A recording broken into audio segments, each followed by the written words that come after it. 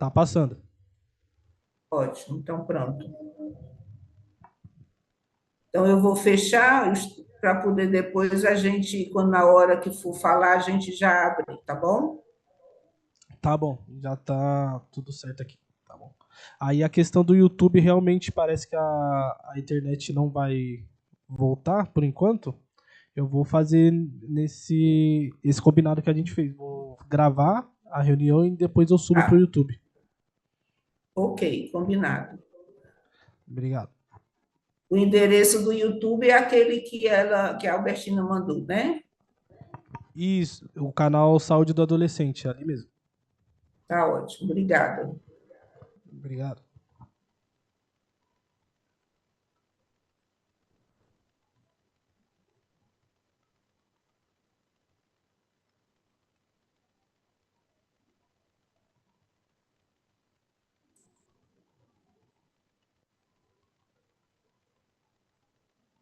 Teste, teste.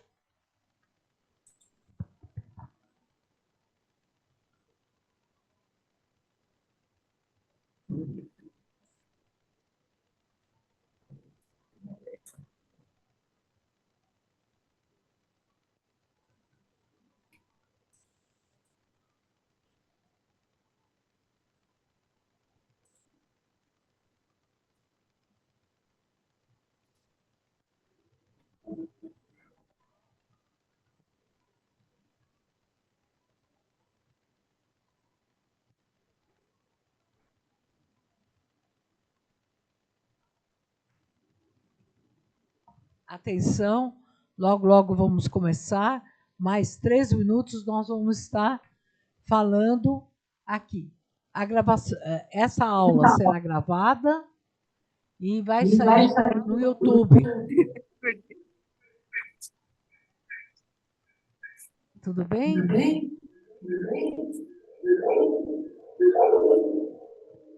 Tudo bem. Podemos começar? Falta um pouquinho ainda? Tá, a hora que for.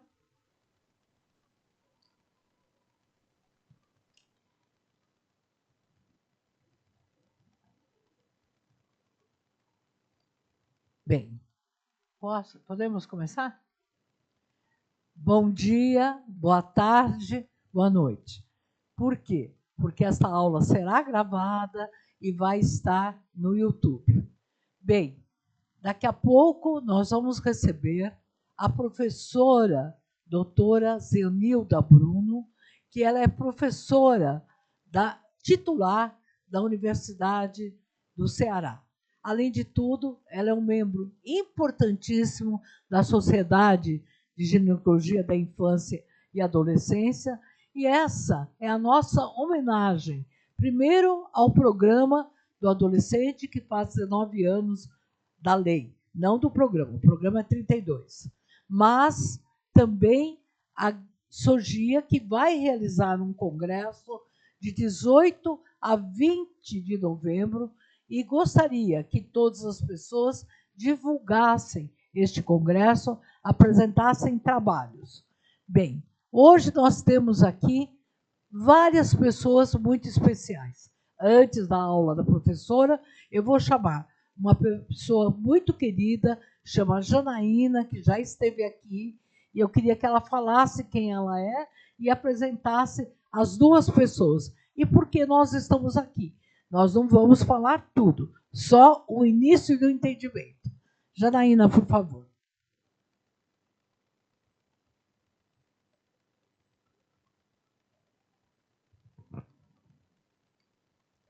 Boa tarde, é um prazer estar hoje aqui com você, doutora. Eu sou Janaína do Condeca, estou conselheira pela Sociedade Civil e sou membro da mesa diretora tesoureira. A gente veio aqui para mais um desafio hoje com a doutora Albertina. Nós estamos aqui com as meninas do Gaia. Nós vamos apresentar um projeto aí de gravidez na adolescência pelo Gaia, né, que fica na região da Zona Sul, em Santo Amaro. E aí a gente veio realmente para ter uma aula e chamar aí a doutora Albertina para nos ensinar, dizer aí realmente como a gente pode atingir o maior número de de adolescentes, e a gente está saindo hoje mais empoderada, né, com mais aí certeza que esse projeto vai dar muito certo, já que a gente tem aí a doutora Albertina como parceira.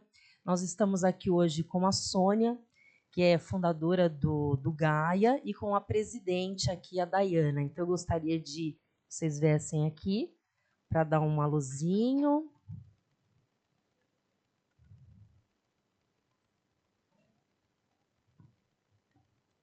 Boa tarde, é uma honra, em primeiro lugar, estar aqui do lado da doutora Albertina e também um prazer, né, imenso. O Gaia é uma organização social que tem 21 anos de caminhada na Zona Sul de São Paulo, mais especificamente nas regiões de Santo Amaro e Pedreira. E o Gaia é um nome comprido, Grupo de Assistência ao Idoso, à Infância e Adolescência, e também ele é um nome curto, né? Gaia, que nos inspira aí na mãe que gera, né? A mãe da mitologia grega, né? Que gera novos projetos, novas ações, sempre inovando e trazendo com a ciência, com o conhecimento, para as políticas públicas e com as políticas públicas no atendimento dessa população que sempre precisa de alguém que segure na mão para que faça a travessia, sobretudo os adolescentes, né? Então, é um prazer. Muito obrigada pela apresentação.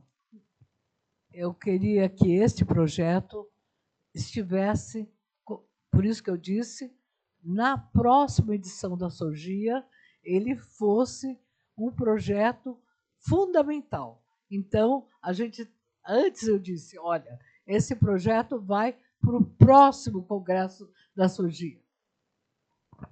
Boa tarde. Obrigada, doutora Albertina. Obrigada, Jana, por essa ponte entre o Gaia, né, e a doutora. Meu nome é Dayana, eu sou assistente social por formação e atualmente eu estou como presidente do Gaia, iniciando agora o mandato.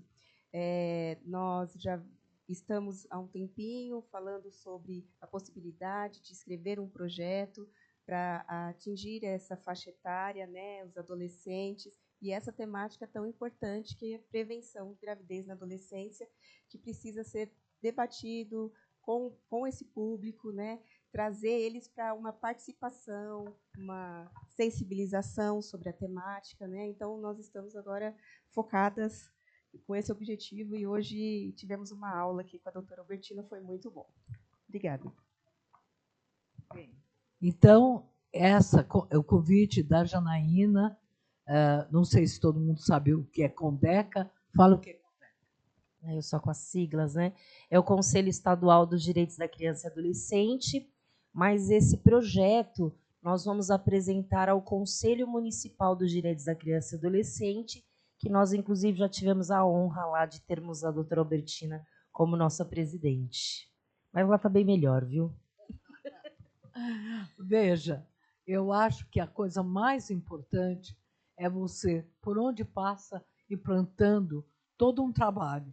Então, eu sempre digo, ninguém sonha. O sonho só fica realidade se ficar um coletivo. E esse coletivo de esperanças que vocês trazem aqui é uma apresentação do final do mês de agosto, que se comemora realmente o mês que a lei do programa foi oficializada. E a outra parte da comemoração chama-se Zenilda Bruno, que estará conosco em nome da Sorgia. Bem-vinda, Zenilda, bem-vinda. Obrigada.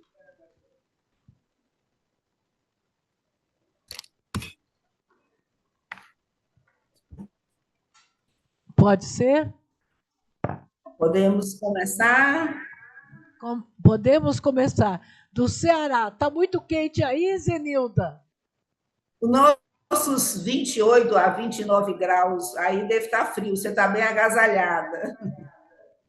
Aqui está 20, a sensação é de 28 menos. Obrigada, Zenilda. Bom, em primeiro lugar, eu queria agradecer ao convite da Albertina de falar um pouquinho com vocês, principalmente nesse dia de aniversário, que é um dia nobre, e a gente vai, então, começar a nossa apresentação falando um pouquinho sobre as DDS, que é as diferenças dos distúrbios sexuais. Aqui a gente vai, então, eu estou só procurando aqui o meu compartilhamento, que sumiu aqui da minha tela. Deixa eu ver se eu encontro.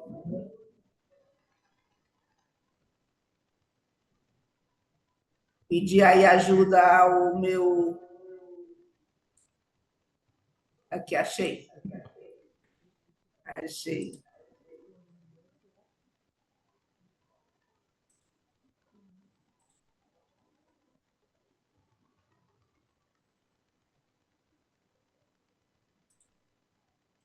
A gente começa fazendo a divulgação aí do que a Albertina colocou, do Congresso da SOGIA, que é o Congresso Brasileiro de Ginecologia e Obstetrícia da Infância e Adolescência, onde a gente vai estar junto aí em São Paulo. Espero que já não esteja tão frio, e de 18 a 20 de novembro. As diferenças do desenvolvimento sexual são várias síndromes raras que nós vamos dissertar à medida do que a gente for falando e de como são essas diferenças de desenvolvimento sexual. Normalmente, quando a mulher engravida, nós temos sempre aquela pergunta: será que é menino, será que é menina? Então, existe uma ansiedade, uma expectativa em toda a família, nos amigos, na própria grávida, de qual é o sexo do bebê. E isso traz, durante toda a gravidez, uma expectativa de um sexo definido, de que ela nasça com a genitália típica, onde a gente possa dizer se realmente é um menino ou uma menina. Para que a gente possa entender essas diferenças, é importante a gente lembrar como é que se forma essa genitália, como é que se forma o sexo genético. Então, aqui a gente tem os espermatozoides, que eles carregam o cromossoma X ou o cromossoma Y. Isso normalmente ocorre separadamente, então a gente vai ter o pai que vai levar o cromossoma X ou Y, e a mãe sempre vai levar um cromossoma X. À medida que esses gametas se unem, vão formar um ovo, que pode ser XX ou pode ser XY. Na presença do Y, o que é que vai acontecer? O Y vai determinar que haja a formação de um testículo, de uma gônada masculina, e esse, então, vai desenvolver toda a genitália interna e externa masculina. Se não, vejamos aqui, na presença do gene SRY, esse SRY é a figura mais importante da determinação sexual. Esse gene ele fica no braço curto do cromossoma Y. Então, isso é importante que a gente saiba, que a gente entenda, para que a gente possa entender todas as diferenças do desenvolvimento sexual. Na hora que há a presença do SRY, o que é que vai acontecer? Vai haver, então, o estímulo à formação do testículo. Esse testículo é formado e inibe a formação do ovário. Na hora, então, que esse testículo está presente, vai haver, então, um estímulo à formação de células de Leydig e células de Sertoli, que são as células que existem no testículo. Essas células de Sertoli são responsáveis pelo hormônio muito importante, que é o hormônio antimileriano. O que é que vai fazer esse hormônio antimileriano? Vai regredir os ductos de Miller, que são os responsáveis pela formação do útero, das tubas e dos 2/3 superiores da vagina. Então, vejamos, quando nós estamos dentro do útero da mamãe, ainda na vida intrauterina, nós temos os 2 ductos presentes, que são os ductos de Miller e os ductos de Wolff. Esse azulzinho são os ductos de Miller. Esses ductos de Miller, quando existe a célula de Sertoli, ele produz um hormônio antimilleriano. Então, eles não vão deixar que os ductos de Miller se desenvolvam. Então, não vai haver formação do útero, tuba e 2/3 superior. Então, vai haver a formação da genitália interna masculina. Então, quando há as células de Sertoli, forma o hormônio antimilleriano e regride os ductos de Miller. Na presença das células de Leydig, que vai acontecer, aqui tem um Ezinho, vai acontecer entre 8 e 12 semanas, vai então haver a produção de testosterona.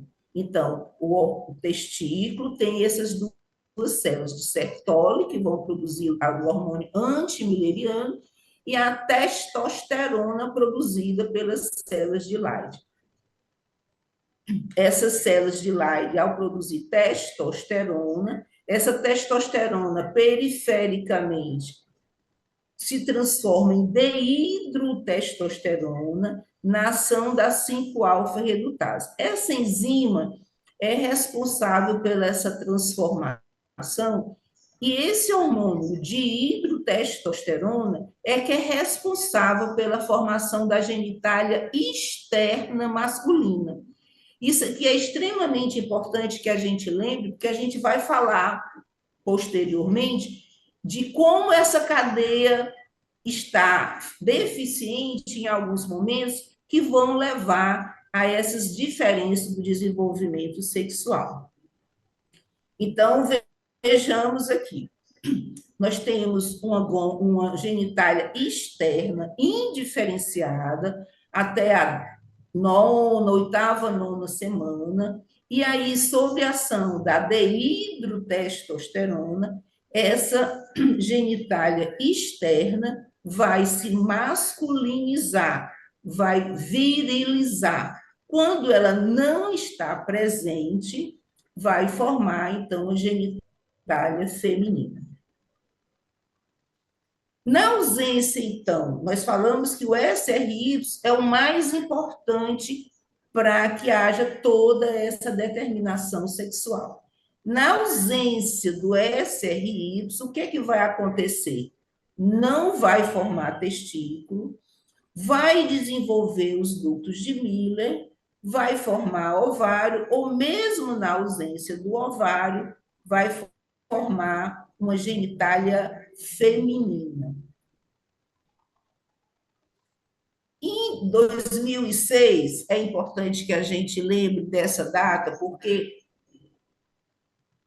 nos Estados Unidos, em Chicago, ocorreu uma reunião que determinou a mudança da nomenclatura. Então, antigamente, antes dessa data, se falava em pseudermafroditismo masculino, pseudermafroditismo feminino, hermafroditismo verdadeiro, intersexo. Hoje, nós usamos sempre a nomenclatura DDS, diferença do desenvolvimento sexual, DDS 46XY, 46XX, ovo testicular, disgenesia gonadal. Então, nós vamos tecer alguns comentários sobre essas DDS, mas é importante que a gente lembre que não se deve mais usar essa terminologia de pseudo-hermafroditismo ou de hermafroditismo verdadeiro. E como é que a gente suspeita, então, que está ocorrendo uma DDS, que ocorreu uma DDS, que houve uma alteração? principalmente quando a genitália externa ou a genitália interna não está de acordo com o sexo genético. Ou seja, a paciente é XX, é geneticamente feminina, mas existe uma masculinização, existe uma virilização. Ou o oposto, ela é geneticamente masculina e não houve uma formação adequada da genitália externa. Então, se ela é mulher, nós vamos ter um aumento de clitóris, uma fusão labial, presença de massa inguinal labial, que muitas vezes se confunde com hérnia inguinal, mas que muitas vezes são as gôndolas que estão presentes na região inguinal ou nos grandes lábios. Quando a paciente não tem útero, quando a paciente chega já na adolescência com amenorreia primária, ou seja, ela nunca menstruou, então, até os 13, no máximo 14 anos, você pode aguardar que ela desenvolva mama, que ela menstrue, mas muitas vezes ela pode chegar ao seu ambulatório já com amenorreia, ou seja, queixando que nunca menstruou, ou mesmo um atraso puberal. No menino, você pode ter uma genitália com hipospádia, com orquidia, com ginecomastia, ausência de pelos ou atraso puberal. As DDS, elas estão dentro das doenças raras. Por quê? Porque elas ocorrem de 1 para 4.500 nascimentos. Algumas até 1 para 10.000 nascimentos. E isso caracteriza uma síndrome de doença rara. As atipias genitais, quando ocorrem, você deve adiar ao máximo a declaração de nascido vivo. Para quê? Para que você possa fazer o diagnóstico correto e definir o sexo daquele bebê. Na história familiar, é importante saber se houve alguns antecedentes obstétricos de natimorto, neomortos, porque a gente vai ver já que em algumas dessas DDS pode haver morte do bebê. Se a mãe usou alguma medicação, principalmente as medicações antiabortivas, as progesteronas, elas podem fazer uma virilização do feto feminino. E se a mãe teve algum sinal de hiperandrogenismo, mesmo por tumores ovarianos, que possa levar à virilização do feto feminino. Na história familiar, é importante a consanguinidade. Nós vamos ver que algumas DDS, elas podem têm história familiar, principalmente aquelas que são ligadas ao cromossoma X, que nós vamos ver já algumas delas.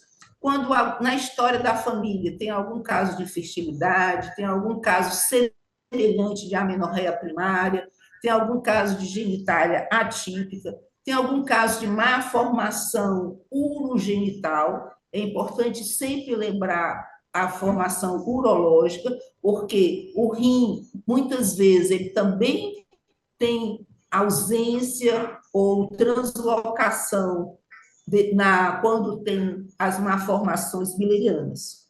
Ou atraso puberal, ou alguma outra síndrome genética que também possa levar à DDS. A genitália externa, normalmente, é o que mais nos chama a atenção, mas é importante avaliar o aspecto geral dessa criança ou desse adolescente que nos procura. Por quê? Porque, em geral, você pode ter outras síndromes que também tenham o DDS associado. Mas, na genitália externa, o que é que nós vamos ver? Massas inguinais, que pode ser as gônadas, tamanho, curvamento e posição do falo, posição do meato uretral, se a uretra está normal implantada, se tem introito vaginal, muitas vezes tem fusão das pregas inguinais, e daí não tem o introito vaginal. Vamos mostrar alguns diapositivos com esses exemplos. O orifício anal e a distância entre o ânus e a genitália. Quanto maior essa distância, maior é o grau de virilização. Aqui tem uma classificação de Prader, que é uma classificação de acordo com a quantidade de testosterona, vai aumentando o grau de virilização. Então, o Prader 1, nós verificamos que é uma discreta hipertrofia de clitóris. Na 2 já é um aumento maior, na 3 já tem uma fusão dos grandes lábios, e aí vai aumentando esse grau de virilização até uma virilização completa e uma genitália inteiramente masculina. E os exames? Quais são os exames mais importantes na definição, na classificação de DDS no diagnóstico? Primeiro, o cariótipo. A gente tem que saber qual é o cariótipo daquela criança, daquele adolescente, ou mesmo daquela mulher adulta que está apresentando uma diferença do desenvolvimento sexual. Se ela é XX, se ela é XY, se ela é mosaico, ou se ela tem alguma outra síndrome também cursando com o cariótipo masculino ou feminino. As dosagens hormonais são importantes, principalmente a testosterona, androstenediona, FSH e LH. Nas algumas patologias que a gente vai ver, como na hiperplasia suprarrenal, vai ter também importante a pregnenolona, dehidropregnenolona e dehidrotestosterona. E de imagem, o que é importante? Principalmente o ultrassom pélvico, para que a gente possa ver se tem útero, que são os derivados milirianos, se tem útero e localizar a gônada. Essa gônada está intraabdominal, essa gônada está na cavidade inguinal, está nos grandes lábios. Então, é importante, mesmo que o ultrassom não vá dizer qual é a gônada, se é gônada masculina ou feminina, mas ela vai dizer a localização, e isso é importante, que nós vamos falar posteriormente na gonadectomia, que é a retirada dessa gônada, em alguns casos, na maioria deles. E as vias urinárias também vão ser importantes, você visualizar onde que está o rim, se é um rim único, se tem os dois rins, se esse rim tem um formato normal, porque muitas vezes existe alteração de todas as vias, da toda a via urinária, também quando existe má formação dos ductos de Miller. E os procedimentos endoscópicos, existem alguns que são importantes, o mais importante é a laparoscopia, quando você quer fazer a biópsia dessa gônada, ou quando você quer fazer a gonadectomia e ela está intraabdominal. Aqui é uma classificação principalmente importante para o tamanho peniano, em algumas pacientes, principalmente nos recém-nascidos, onde nós vamos ter aqui o tamanho do pênis, e muitas vezes nós somos chamados na neonatologia, no berçário, para ver os bebês. Será que esse bebê tem clitoridomegalia? Ele está com clitóris aumentado? Então, é importante que tenhamos noção de que o bebê prematuro tem um clitóris menor e o bebê a termo, logicamente, vai ter um falo maior. E daí é importante a gente saber para que a gente possa diferenciar se está aumentado ou não. Aqui a gente fez um quadro das principais DDS, que nós vamos falar de todos eles, pelo menos dos mais importantes. No DDS XX, aquela menina que tem o cariótipo XX, 46XX, quando é que ela vai ter DDS? Quando ela tem excesso de androgênio. E a principal causa desse excesso de androgênio na menina é a hiperplasia adrenal congênita. Vamos falar ainda das malformações millerianas, onde não vai ter genitália atípica, mas vai ter uma malformação da genitália interna. das DDS XY também vamos falar sobre as deficiências de síntese e da ação do androgênio, ou seja, ela é XY, mas a gônada não está produzindo a quantidade suficiente de testosterona para que haja uma masculinização daquela genitália, ou então aquela testosterona produzida não está tendo receptor para fazer com que haja o efeito desejado da testosterona. Então, a gente chama de efeito de sensibilidade, de efeito de receptor, que nós vamos falar logo a seguir. E existe as DDS cromossomal, como a gente falou, que tem outras síndromes genéticas, como Turner, Klinefelter, genesias mistas, que podem levar também às DDS. Então, se não vejamos, a DDS XX, que é a mulher, menina, nasceu com um cariótipo 46XX, mas tem uma genitália atípica, ou seja, ela tem excesso de androgênio fetal. Então, a principal causa é, sem dúvida, a hiperplasia adrenal congênita. Temos outras causas, como deficiência de aromatase placentária, uso de androgênio pela mãe, alguma medicação que tenha androgênio, tumores, as DDS ovo-testicular, que falaremos o que é isso, e as malformações millerianas. Então, vejamos, como é que ocorre a esteroidogênese adrenal, ou seja, o que é que a suprarrenal faz? A suprarrenal é uma glândula que, como o nome está dizendo, fica acima do rim, e ela produz, a principal função dela é produzir aldosterona e produzir o cortisol.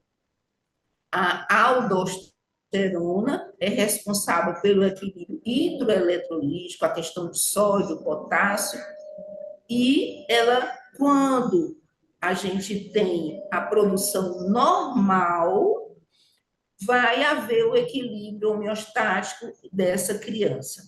No caso da deficiência de alguma enzima, principalmente essa que está circulada, que é a 21-hidroxilase, vai haver, então, uma deficiência na produção de aldosterona e de cortisol.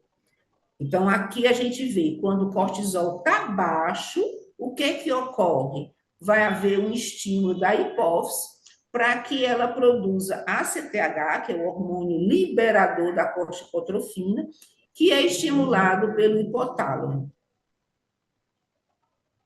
É uma síndrome rara, de 1 para 10 mil, mas existem formas graves e formas mais leves.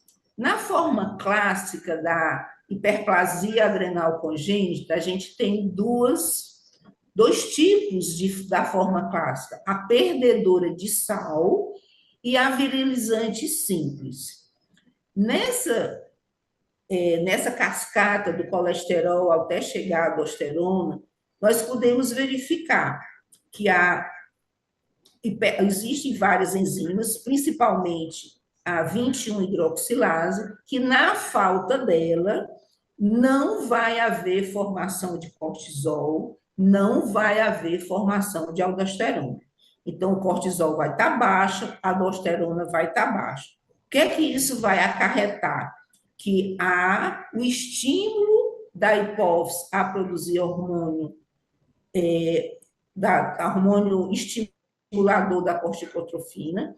Isso vai fazer com que haja uma ação sobre a progesterona, sobre a pregnenolona, então vai aumentar todos esses precursores, e daí, como aumenta esses precursores, vai aumentar essa cadeia vindo para a direita e vai aumentar a produção de testosterona, androstenediona, dehirotestosterona, e daí vai haver a masculinização do feto.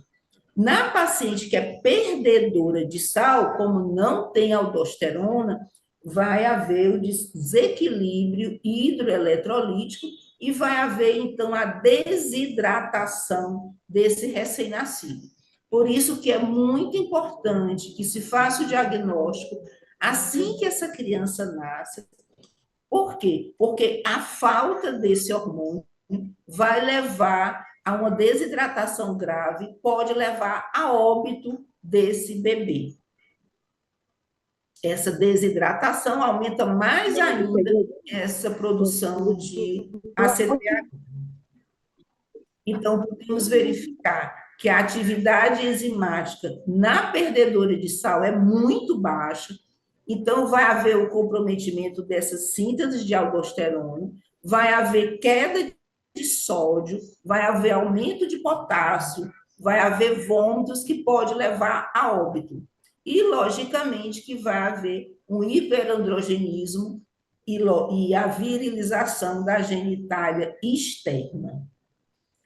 Na virilizante simples, você vai ter uma deficiência menor, então você não vai ter alteração da aldosterona, você vai ter alteração só do cortisol. E isso vai fazer toda aquela cadeia que vimos anteriormente, com aumento de ACTH, com aumento da pregnenolona, com aumento dos precursores de progesterona, 17-hidroxiprogesterona, vai aumentar, então, os hormônios masculinos, formando maior androstenediona e testosterona e deidrotestosterona. Só vê que esses aumentos, já lá na adolescência, eles vão se transformar em estrona, como podemos ver aqui nesse quadro, e depois formar o estradiol, que vai ser responsável pela formação da mama. Isso aqui só para a gente lembrar posteriormente, quando a gente for falar na adolescência. Mas na virilizante simples, não há, então, a perda de aldosterona, e, então, a atividade enzimática é um pouco maior, de 3% a 7%. Lembrar sempre que o cariótipo é 46XX, e o grau de virilização vai depender da quantidade de testosterona produzida, levando a uma clitorimegalia. Não tem gônada palpável, porque essa gônada dessa menina é ovário, mas tem testosterona aumentada, então vai ter aumento de massa muscular, acne, engrossamento da voz na criança e na adolescente. Pode ter uma puberdade precoce heterossexual com baixa estatura na vida adulta. Ou seja, essa testosterona vai ser responsável pela ação nos ossos, calcificar os ossos e haver uma baixa estatura causada pela puberdade precoce. O diagnóstico deve ser feito dosando a 17-hidroxiprogesterona, que geralmente está maior do que 50 nanograma, maior androstenediona e testosterona. A dosagem de sódio e potássio é importante para a gente poder descartar uma perdedora de sal.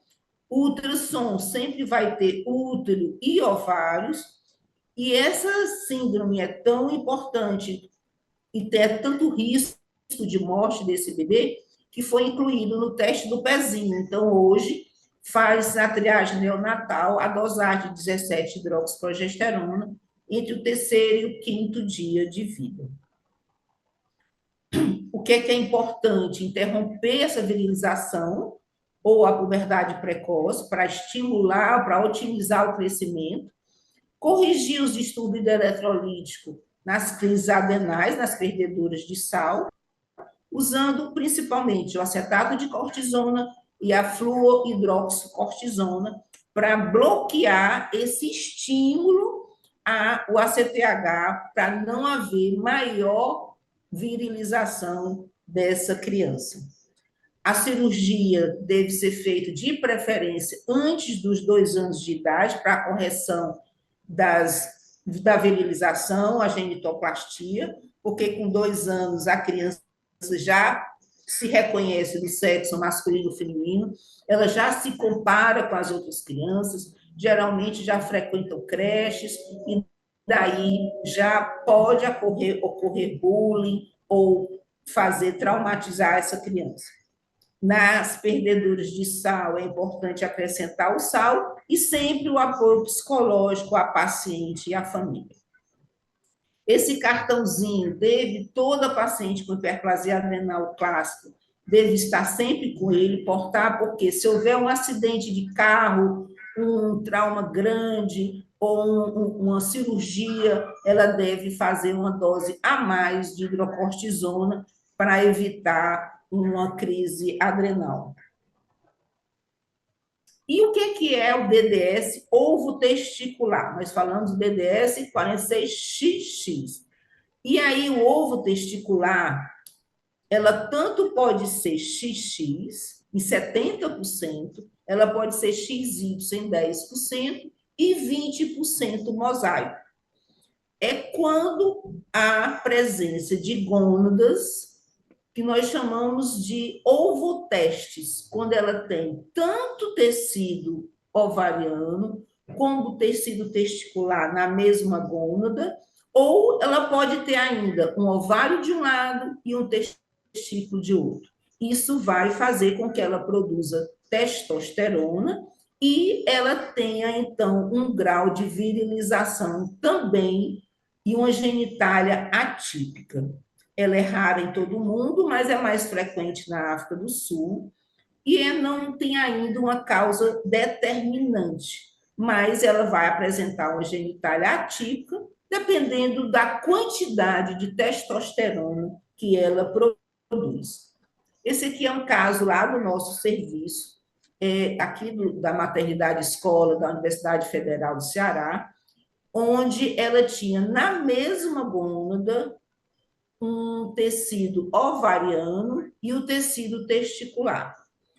Ela tinha uma genitália atípica, vocês estão vendo aí que ela tinha uma hipertrofia de clitóris, tinha uma fusão parcial dos grandes lábios, tinha só um meato uretral, e ela foi, então, feita a cirurgia, foi feita a clitoridoplastia, e, posteriormente, quando ela quis ter atividade sexual, foi feito a neovagina. Essa paciente está bem, está menstruando normalmente, foi retirada essa gônada que tinha o ovoteste, porque do lado oposto ela tinha um ovário inteiramente normal e está menstruando normalmente, já que ela tinha o útero normal.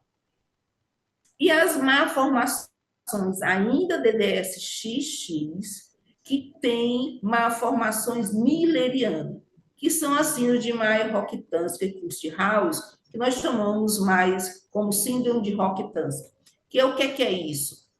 Quando embora ela seja 46XX, ela tenha uma presença dos ductos de Miller, mas esses ductos de Miller não se unem para formar o útero e a vagina. Ela pode formar só o útero ou ela pode formar nada, nem útero, nem vagina.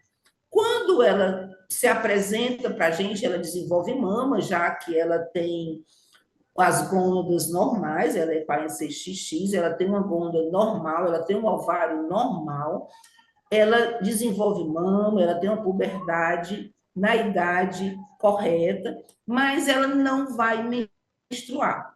Se ela tiver útero e não tem vagina, ela vai sangrar, acumula sangue dentro desse útero, mas ela não vai exteriorizar essa menstruação, então ela vai ter dor. Se ela não tem útero, ela não vai ter dor, porque ela não vai formar esse sangue dentro do útero, ela não vai ter esse hematométrio, ela vai ter ausência da menstruação, e que é o caso mais comum. Então, ela vai ter ausência do útero e dos 2/3 superiores da vagina. Muitas vezes ela tem só o introito vaginal. A genitália é típica, é uma genitália feminina, visto que ela tem uma gônada normal, ela não tem produção aumentada de testosterona. Aí o tratamento a gente usa normalmente os dilatadores vaginais, aqui na maternidade escola nós usamos dilatadores de silicone, por ser mais confortável para a paciente, e em alguns serviços nós sabemos que usam material de silicone mais a gente faz progressivamente esses dilatadores do menorzinho, que nós estamos vendo aí um verdinho, até chegar no laranja. A paciente vai fazer exercício com esses dilatadores para tentar aumentar essa vagina e deixar uma vagina normal, de tamanho e largura normal, para que ela possa ter atividade sexual. Nos casos onde não há aderência da paciente, nos casos onde ela não consegue fazer uma vagina normal, nós fazemos a cirurgia que falaremos posteriormente. Bom, e agora os DDS XY. O que é que são os DDS XY? São aquelas pacientes que têm testículo, que são 46XY, e que, por algum motivo, não houve uma masculinização dessa genitália externa. Então, a gente tem principalmente deficiência de síntese ou de ação androgênica. A causa mais frequente, como nós escutamos aí em primeiro lugar, são os defeitos de receptores androgênicos. Então, vejamos. Só uma pequena revisão do que nós já falamos, que é extremamente importante para a gente entender as 3 principais causas de DDS XY. Então, a paciente tem testículos, tem células de Leydig, isso é o normal, e tem células de Sertoli. Se ela tem células de Leydig, ela vai produzir testosterona, que, sob a ação da 5-alfa-redutase, vai se transformar em dehidrotestosterona. Se ela tem receptor androgênico, ela vai virilizar. Repetindo a célula de Sertoli, só para a gente lembrar. Se ela tem testículo, ela tem célula de Sertoli, ela produz hormônio antimileriano e vai haver regressão dos ductos de Miller. Então, vejamos. Aqui é um desenho esquemático, a produção da testosterona na presença da 5-alfa-redutase, na presença de receptor, no tecido-alvo, que é o tecido periférico da genitália, vai haver a masculinização, a ação dos androgênios. Na ausência do receptor, a testosterona está aumentada, está normal, existe 5-alfa-redutase, ela transforma em dehidrotestosterona, mas não existe um reconhecimento do tecido para aquela produção de dehidrotestosterona. Esse não reconhecimento, essa falta de receptor, pode ser completa ou parcial. Aqui a gente tem um desenhozinho esquemático do que é normal, ou seja, a testosterona se liga ao receptor e vai desenvolver uma genitália típica, normal. Na ausência do receptor, vai ocorrer a síndrome de Morris. Morris, em 1953, ele já descreveu essa síndrome, mostrando que existiam pessoas que tinham testosterona normal, mas que apresentavam a genitália feminina, pela ausência de receptor completamente para essa dehidrotestosterona. Então, é a causa mais comum do DDS XY. Está ligada ao cromossoma X, é uma mutação dessa proteína, e aí essa proteína perde a função. Então, o tecido fica insensível à produção dessa testosterona. Ele é uma mutação genética e muito ligada à mãe, e muitas vezes, quando existe a mãe ter esse gene mutado, vai haver, então, uma transmissão para 50% dos seus filhos que são XY. Aqui eu botei algumas fotos, isso está na internet, não é eticamente ruim, porque isso está divulgado na internet, e essas pessoas, elas têm síndrome de Morris, ou seja, elas têm insensibilidade androgênica completa. a gente chama CAIS, que é insensibilidade congênita completa, ou síndrome SIAC, que é a mesma coisa. A testosterona está elevada, não existe receptor para essa testosterona, as glândulas são normais, ou seja, o testículo é normal, ele produz hormônio antimileriano, então não vai desenvolver útero, tubas e 2/3 superior da vagina.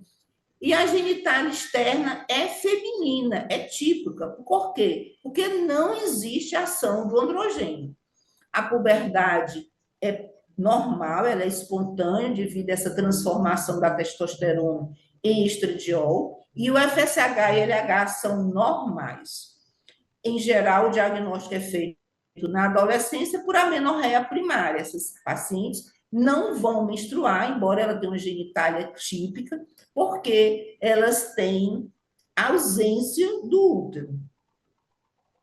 É importante lembrar que elas, por ter estradiol, por essa haver uma conversão da testosterona em estradiol, vai haver um desenvolvimento mamário. Porém, existe uma rarefação dos pelos e isso vai ajudar muitas vezes no diagnóstico.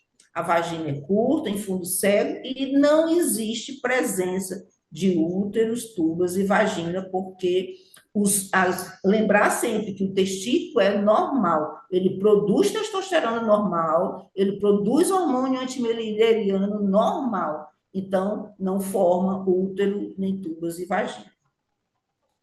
É importante lembrar que, como não existe ação androgênica, não existe acne, essas glândulas podem estar na cavidade abdominal, ou na região inguinal, ou labial, e, em geral, as meninas são mais altas do que as meninas em geral, pela ação da testosterona. O tratamento é a gonadectomia, você deve tirar essa gônada depois dos 18 anos, depois da puberdade. Por quê? Porque existe um risco de malignização dessas glândulas. Esse risco é menor do que nós vamos ver à frente nas disgenesias gonadais, mas ele existe. E como esse testosterona não vai ser útil para a produção de mais nenhum hormônio, ele deve ser tirado pelo risco das glândulas. E como a paciente vai ficar sem hormônio, você deve fazer a reposição hormonal. Você deve fazer estrogênio pelo risco cardiovascular e pelo risco de osteoporose. Então, você deve usar o estrogênio ou transdérmico ou oral. Não precisa usar a progesterona, já que ela não tem útero. Então, a reposição é basicamente de estrogênio. Se faz, em média, até os 50 anos, quando ela deveria, uma mulher normal, entrar no climatério. E aí, como é que a gente faz, então, o diagnóstico se a paciente tem CAIS, tem uma necessidade completa, e a Rokitansky, que todas duas, o diagnóstico é de amenorreia. Normalmente, ela tem mamas normais, mas tem pelos escassos na insensibilidade androgênica. No Rokitansky, ela tem pelos normais. E o cariótipo vai ser XY na presença de CAIS, na presença de insensibilidade, e 46XX na presença de Rokitansky. Testosterona vai estar normal na Rokitansky e vai estar alta na insensibilidade, já que o testículo vai produzir a testosterona. Lembrar sempre que existe nas duas a ausência do útero e da vagina. E quando há uma insensibilidade androgênica parcial, que aí a gente chama de PAIS ou SIAP, quando existe uma genitália atípica. Por quê? Porque ela tem algum grau de receptor. Então, o que a gente viu que na insensibilidade androgênica completa, não existe nada de receptor para esse androgênio. E na genitália atípica, por que ela ocorreu? Porque tem algum grau de receptor. Então, houve algum grau de masculinização dessa genitália. Aí também a gônada pode ser inguinal ou intraabdominal. Esse é um caso lá do nosso serviço, onde a gônada era na região inguinal e a paciente tinha uma clitorimegalia e a fusão dos grandes lábios, causado por ação testicular, pela ação da testosterona. E, logicamente, que você vai fazer a genitoplastia, a clitoridoplastia e a neovagina no momento que ela quer ter atividade sexual, você faz a neovagina. Antes disso, você deve fazer a clitoridoplastia, porque muitas vezes a paciente tem bastante receio de trocar roupa e de mostrar-se na frente de outra pessoa pela sua clitoriomegalia. Aqui é outro caso. Então, o segundo caso que nós temos de DDS XY é quando eu tenho uma gônada de genética. A gente falou que na insensibilidade o testículo é normal, a paciente não tem receptor. Na digenesia gonadal, esse testículo é defeituoso, esse testículo é mal formado.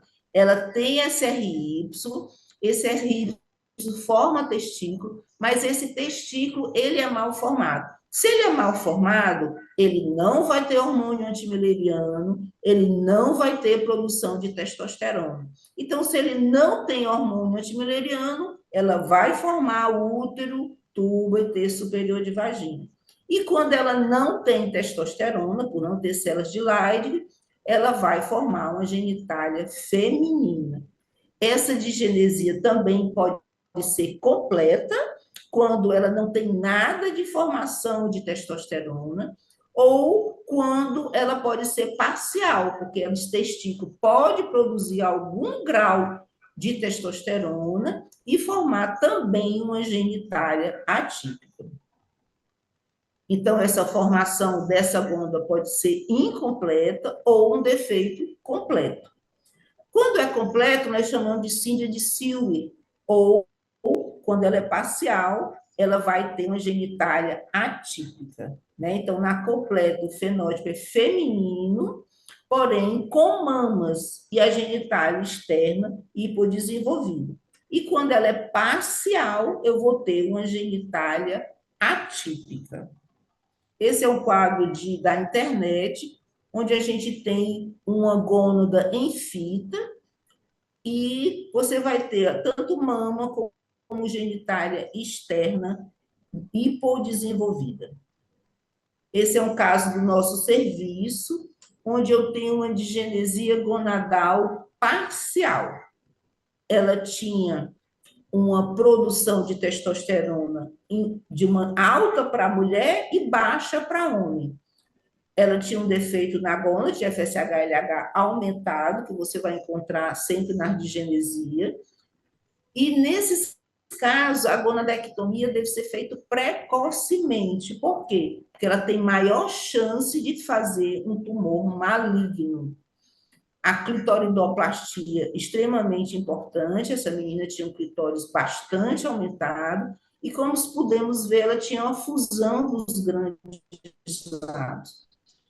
Então, foi feita uma genitoplastia por nós e feito uma genitália mais feminina, como podemos ver aí nos diapositivos abaixo, e neovagina quando ela quis ter atividade sexual.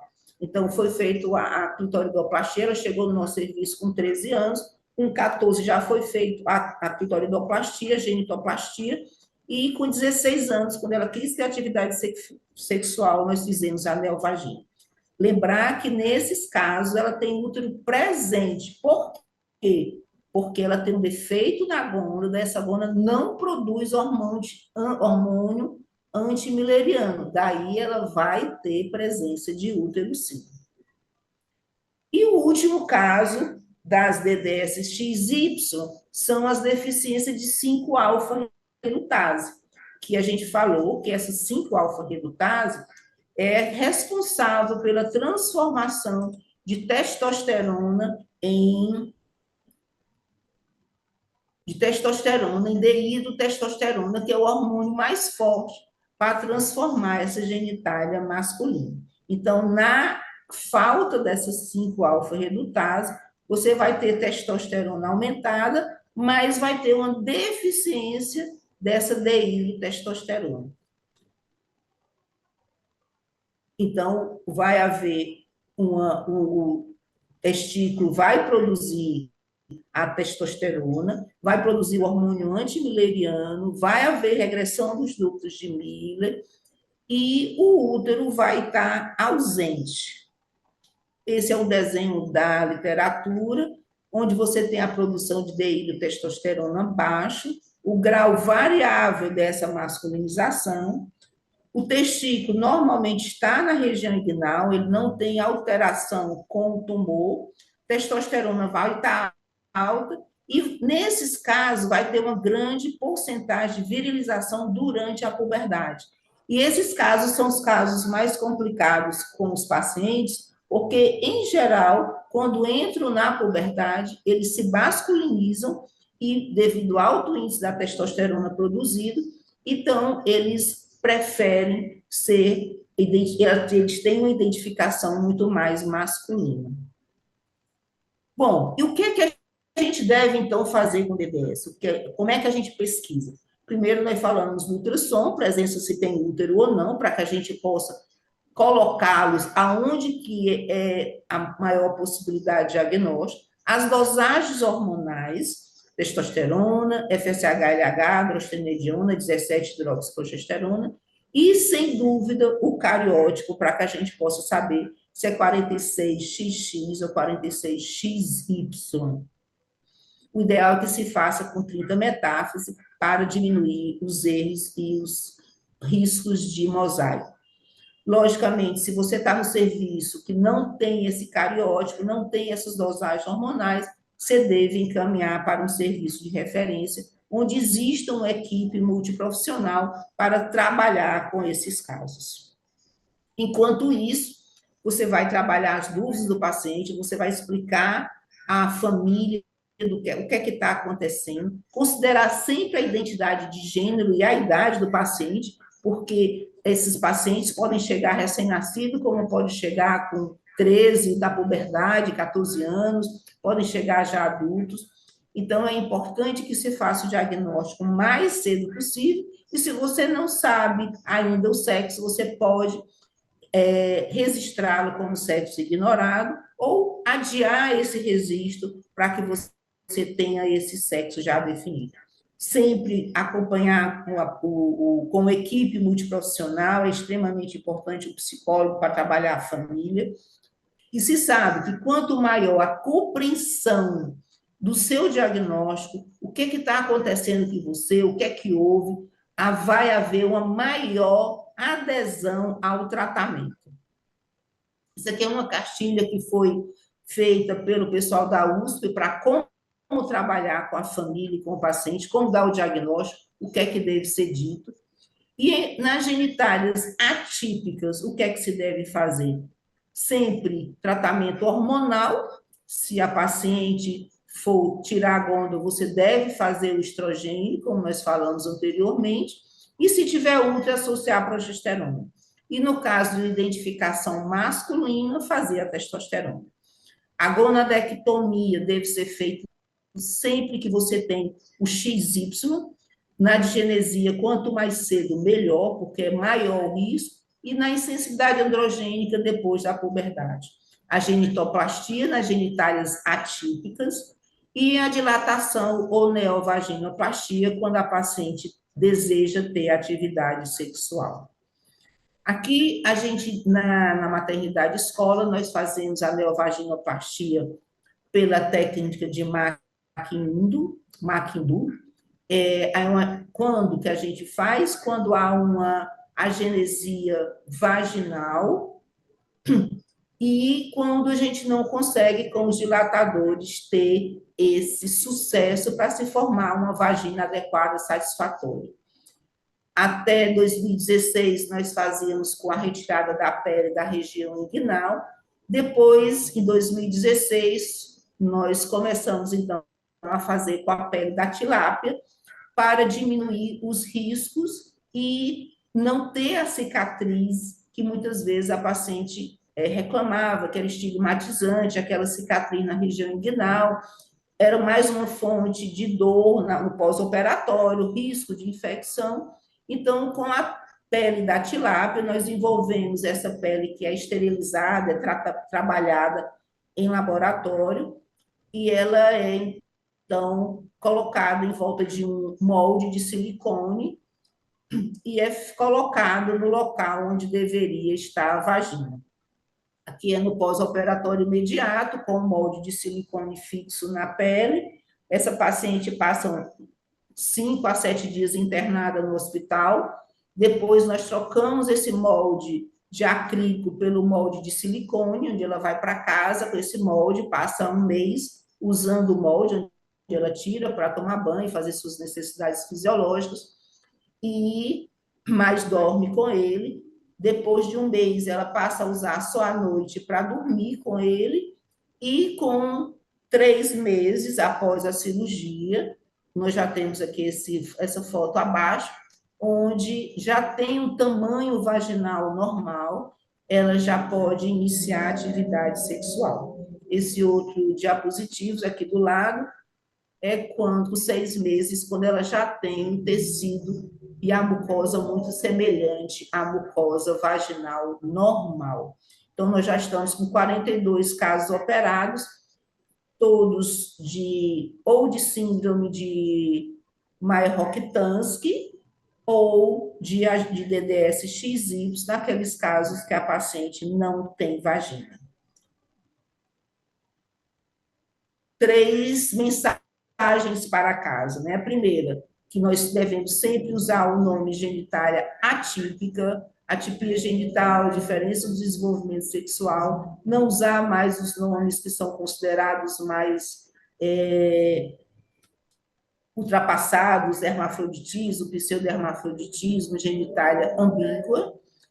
O diagnóstico deve ser feito o mais precoce possível, porque existe risco de morte nos bebês com hiperplasia suprarrenal perdedora de sal, e o diagnóstico tardio, ele pode trazer repercussões sérias quanto ao crescimento, quanto à puberdade precoce, a menorreia, a virilização, problemas na sexualidade, na sua fertilidade, cardiovascular.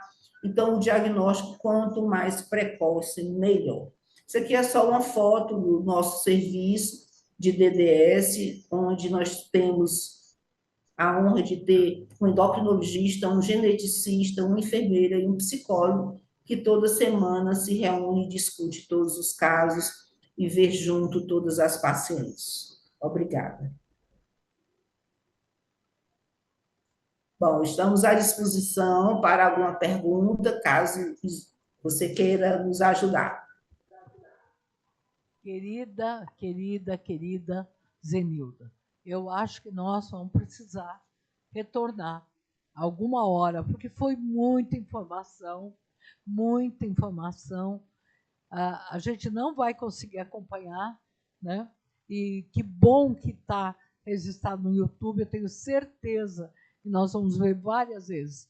Foi uma aula, não foi uma aula, foi uma defesa de tese, né?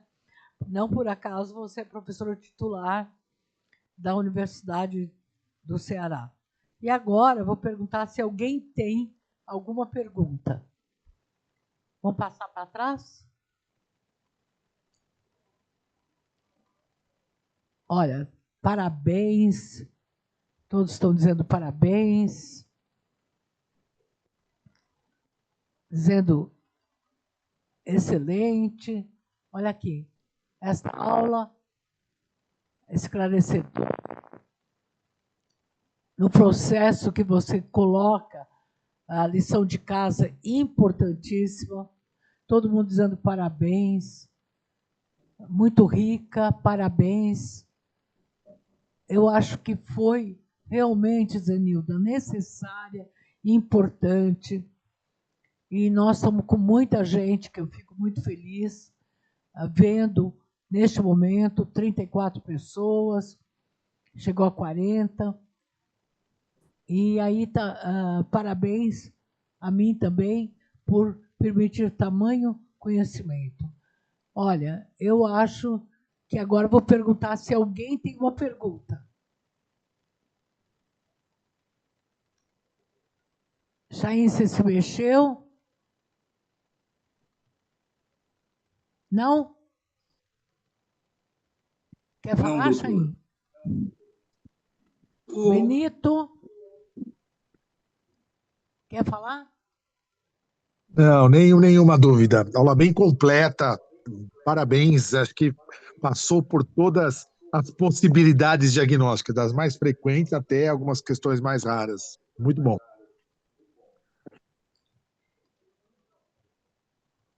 E quem é? Quem? Oi, querida. DRS, que bom.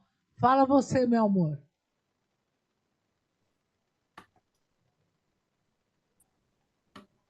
Neuza. Oi, acho que é boa noite já, né?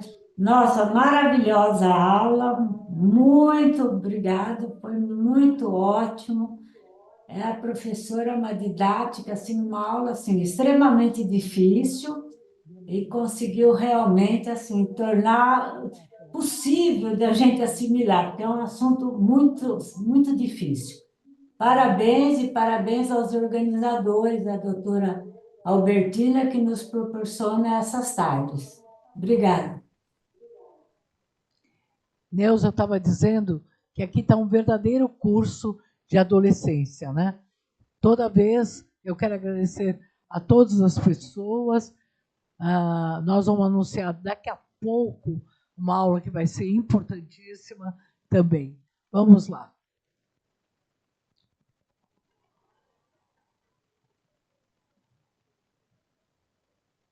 E agora, mais quem quer falar?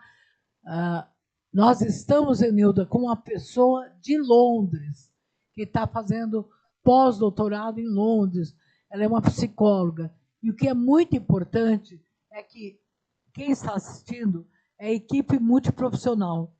E o que você traz para nós, uma linguagem tão importante, é todo esse processo da importância do diagnóstico e de as palavras que nós não podemos usar, né?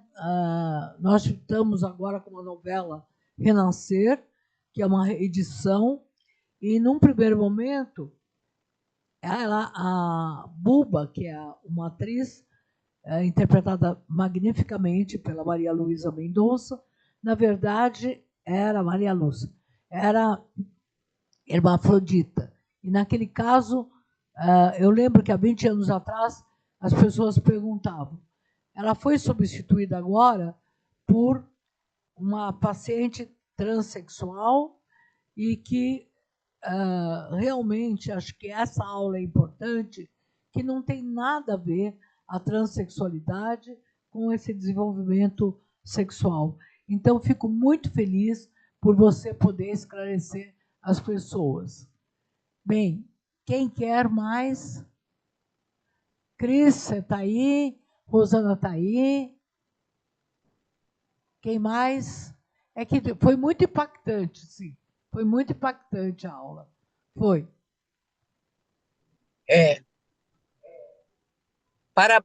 Posso falar? Claro. Eu quero parabenizar, né, a palestrante num nível bem, vamos dizer assim, de certa forma acessível, é muita informação e ajuda bastante a gente a entender melhor o assunto e poder ajudar, né, dentro do movimento. Parabenizar a doutora Albertina por vamos dizer, todas essas questões que você vem proporcionando para a gente, trazendo e dando tempo para a gente, para que a gente tenha um outro olhar, né? E com isso podemos, né, de certa forma, ajudar nas políticas públicas, que nem todo mundo tem acesso a essa informação. Ela é muito distante da sociedade, né?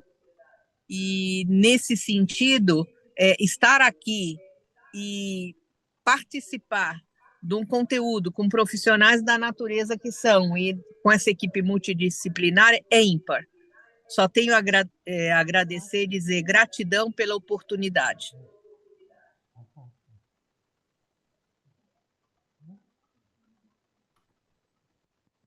Olha, muito importante, muito importante. Achei realmente impactante, né? E eu acho que é preciso que os profissionais de saúde evitem, né, a doença da palavra.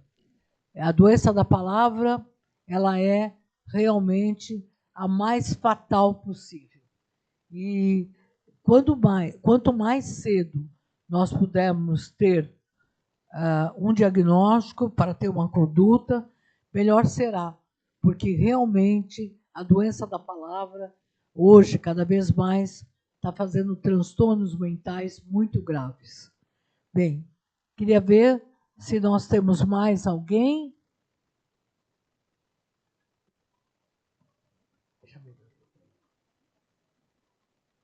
Mais? Alguém levantando a mão? Eu poderia só complementar, se não tiver ninguém para falar? Claro, claro. É dizer o seguinte, é muito importante para nós da sociedade, de assuntos dessa natureza, de transmitir, né? De disseminar, divulgar. E existe a possibilidade de, quando tiver das próximas vezes, o palestrante, fazer uma síntese para a gente, que nem jornalista, para a gente poder colocar isso nas redes. Eu acho que a divulgação, né, a comunicação, ela é muito importante. Não ficar só num círculo mais assim fechado, porque eu não tenho propriedade para dizer, né? Eu agora tenho condições de correr atrás da informação quando a gente escuta, lida com muitas famílias, né? De poder ajudar de alguma forma, né? Porque são assuntos que estão de certa forma, adoece a sociedade, né? A falta de informação, de conseguir ir à frente e buscar ajuda. E que isso é possível. Eu acho que é uma ótima sugestão, Cris, e acho que a partir de agora eu vou pedir um resumo, talvez um próprio vídeo da pessoa, para que ela faça um resumo. E já aproveitando, eu vou anunciar que na próxima semana, dia 4, nós teremos a grande professora Marinês Saito, que ela é uma das pessoas principais na adolescência, foi fundadora do Serviço de Adolescência do Instituto da Criança. Ela é também, nós somos muito gratas, porque na primeira parte da comissão científica, ela foi fundamental no primeiro e no segundo livro, e na capacitação de profissionais de várias cidades do interior. Ela foi a nossa gratidão eterna. Ela, a professora Verônica Coates, quantas vezes nós fomos de Kombi e dar aula em cada lugar que a gente não pode nem imaginar. Então, eu quero agradecer muito, anunciar que a doutora Marinês Saito vai falar sobre adolescência, reflexões, desafios e propostas. Então, professora Marinês, a nossa gratidão. E eu quero chamar a Fabiana. Por que eu vou chamar a Fabiana? Ela vai dizer por quê. Vem cá, Fabiana. Quem você é? Anuncie agora. Boa noite a todos. Obrigada, doutora Bertina. Eu sou Fabiana, estou acompanhando o serviço da Casa do Adolescente e também Saúde do Adolescente no HC há 3 semanas, então é pouco tempo. Tenho muito que aprender ainda, mas está sendo transformador em relação à educação médica mesmo que eu tive até hoje, que muitas residências médicas, acredito que não só a minha, tem essa deficiência no ensino dessa parte, né? Então, muito a gente aprende na vida, lidando com os pacientes mesmo dessa faixa etária. Está sendo uma honra aprender com você, doutora.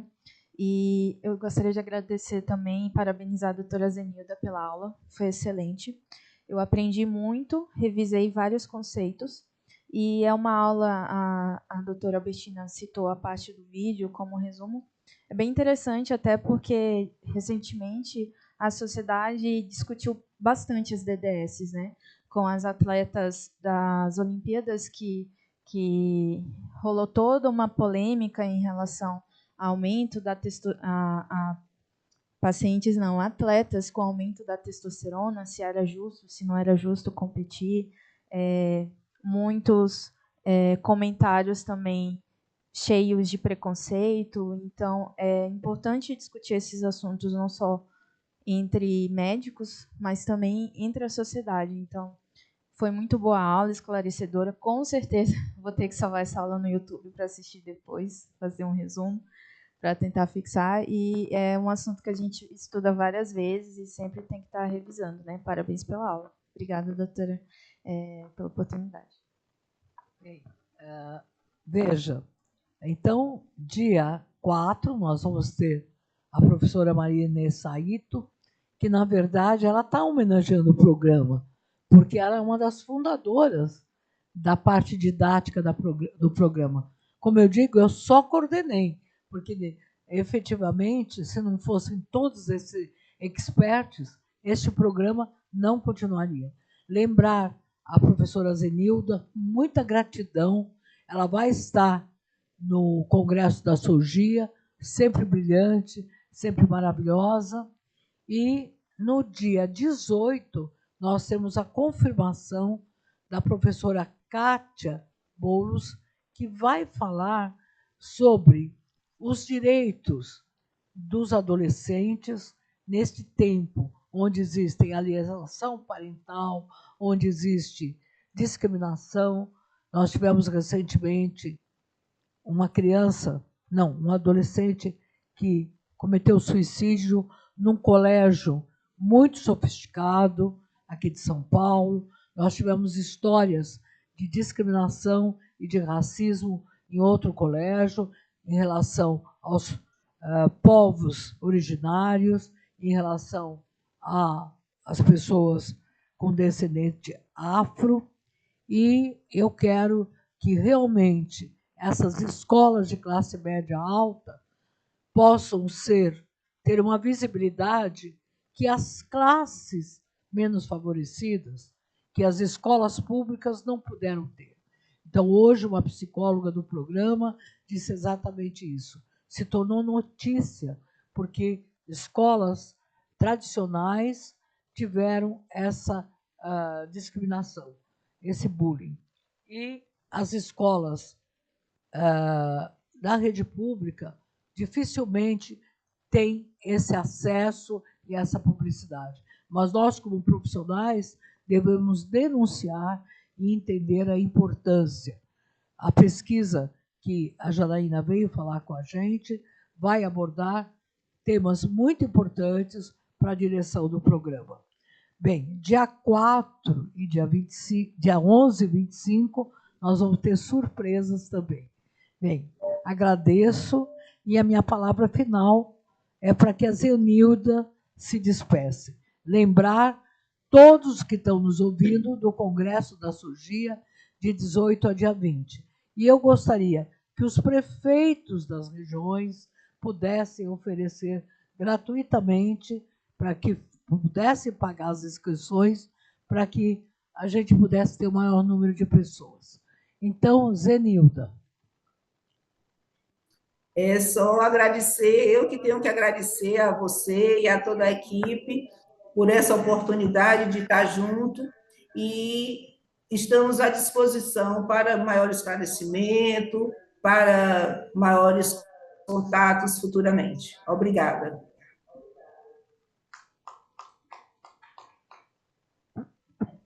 Hoje foi um dia muito importante.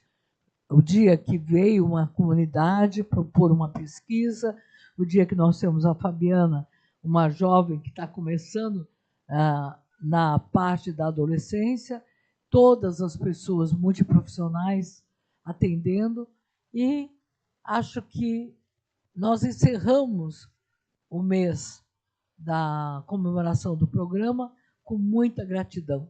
E dia 4 nós vamos prolongar essa data, porque dia 4 a professora Maria Inês Saito estará conosco. Então, muito obrigada, muito obrigada.